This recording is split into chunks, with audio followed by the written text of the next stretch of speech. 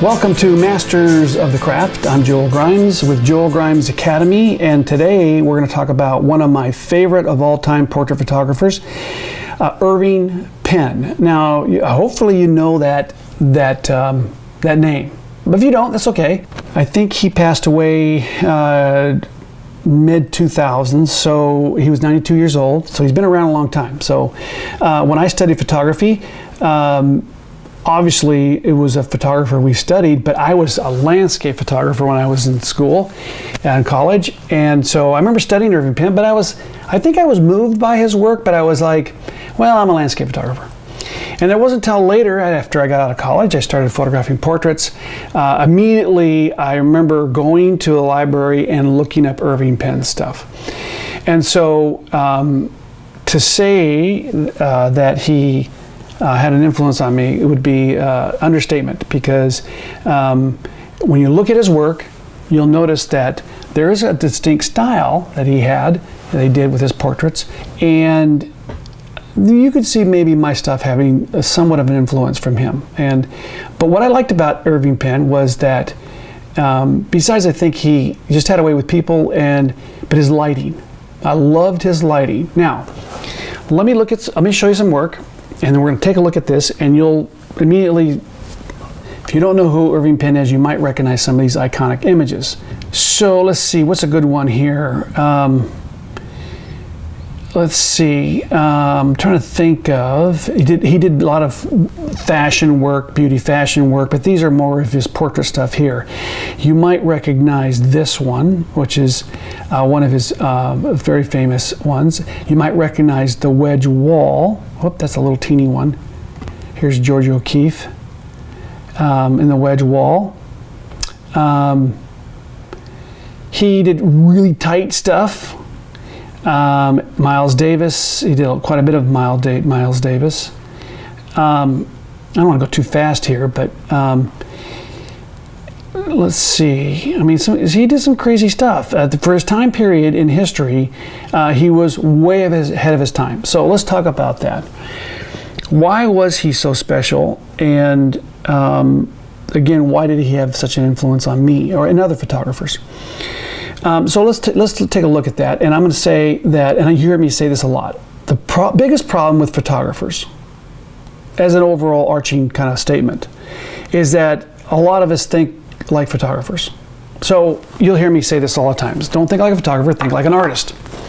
Why do I say that? Well, because I went to a fine arts program at the University of Arizona. We came out, and we were pushed through, through a certain system that kind of gave us this, this is what a photographer should be. And if you go to art center, or you go to, a certain art school, they kind of push you, and you have the certain instructors that are pushing you into certain directions.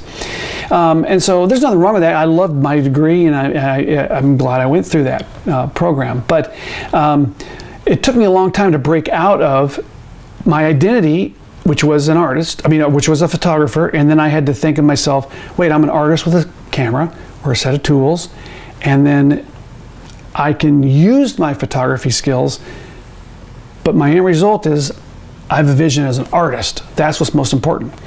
And Irving Penn broke a lot of rules, and at the time, who knows what kind of, I wasn't around, but he probably got some criticism from stuff that he did. He did kind of really close portraits with not a long compacted lens. It was probably not like a super wide lens, but it was on the wide side of things. And so he would stretch the face a little bit. You see that with Platon. I did that when I did my book on the Navajo. I used what would be equivalent to about a 24 to 28 millimeter lens on my medium format, my Mamiya. It was a 50 millimeter, but it was about a 84 degrees of angle of view. But I shot almost all my portraits with that lens, which is a very wide lens. I love that. And that was back in 1989 and 90. So that wide angle approach to portraits probably I got from Irving Penn. I don't remember consciously thinking of that. Let's see. So again, I loved always his fashion work. He did some stuff with some different, here's some of the I think it was in Morocco, wherever he went and photographed that. But he did the wedge wall. He did famous actors, a lot of famous people. So in the 60s and the 50s, 60s, maybe in the 70s, into the 80s, he was in just about every famous person he had got a chance to photograph. And he did his lighting. So one of the things I liked about Irving Penn was, of course, his straight-on portrait feel. But I also liked his lighting. So let's talk about that. And I think if there's anything that I remember going through school was studying master painters. And he came from a painting background, if I already said that. And then he turned into a photographer. So his schooling wasn't as a photographer, but it was a painter. And so the painters, if you look back in their Renaissance, Baroque time period, that was when they went from sort of a flat two-dimensional approach to painting to a three-dimensional using cross light. Cross light is one of the most classic lighting approaches to portraits. It'll be around. It's been around for 500 years. It'll be around for another 500 years, if not longer. So he did a lot of cross light. So let me give you an example of cross light. Let's get one here real quick here. One of his icon images. Let's see here. I want to get you a good one. Here's one. This is really simple. So not as dramatic on the shadow side. Here is Al Pacino. So you have the dark side, the highlight side, with that one little, what they call Rembrandt on the cheek. It's not a perfect triangle, but they coin it the Rembrandt triangle. Here's cross light, cross light, cross light, cross light, and get another cross light. And so he did that, and then he did top-down light. So over top the camera, light coming down. So why did he do that? So, well, if you think about the time period in history when he was photographing, we didn't have strobes when he first started out. They had big studios with big glass atriums. So they'd have big canopy of light over the top. Position your model, light coming down. Very flattering light.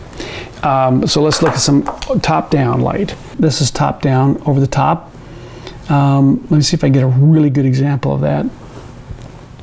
So you see the shadow right under the nose? Well, right here on the eyes, nose, lip, chin.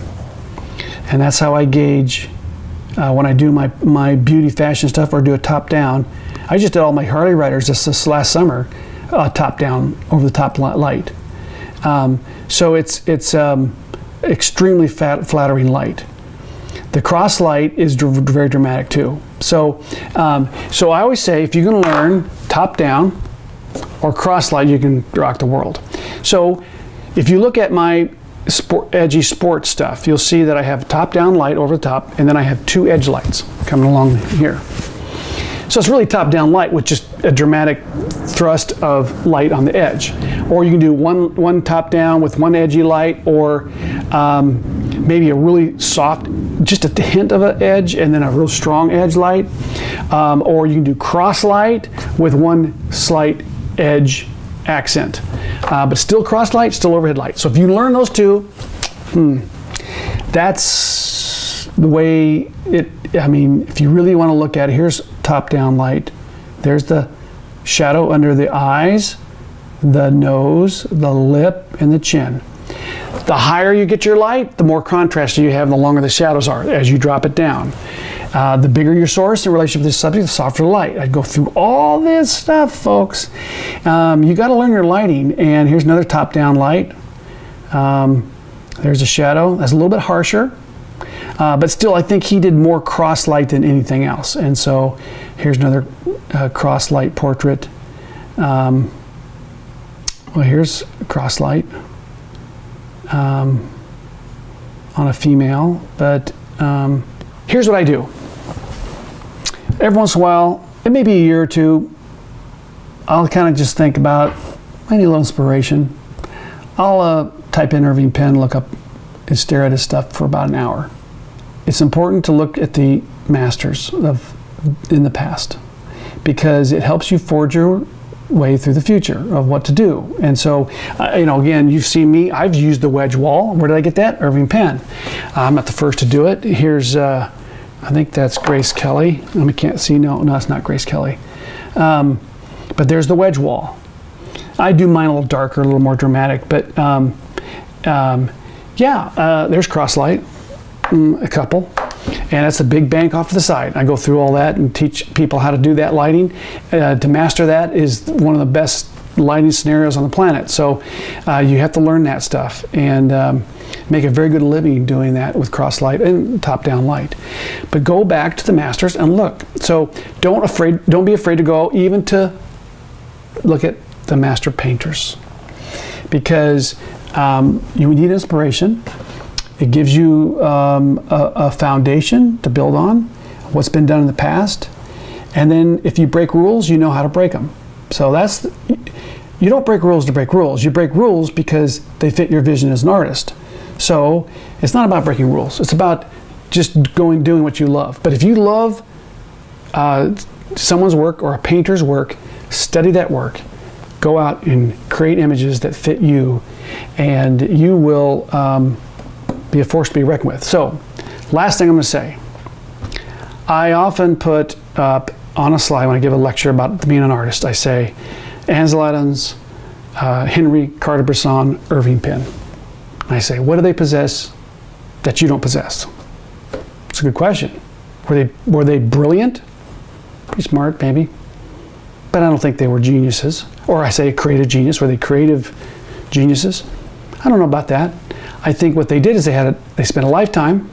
When we say a lifetime, we're talking a span of maybe 50, 60, 70 years doing the same thing over and over again, 10, 12, 15 hours a day. This is what happens when you go and spend a lifetime doing what you love, is you end up with body work and you get noticed. So be inspired. Look at the masters of the craft, and next time we're going to do Henry Cartier-Bresson. So stay tuned to what I'm doing I call the masters of the craft, and I'll keep this up. And there's a lot of photographers that I haven't looked at in a long time. I'm going to go back and take a look at, and I'm sure I'll be inspired by that. So stick with me as we go through these and take a little look in the past at history, and you will be inspired to forge your way through into the future.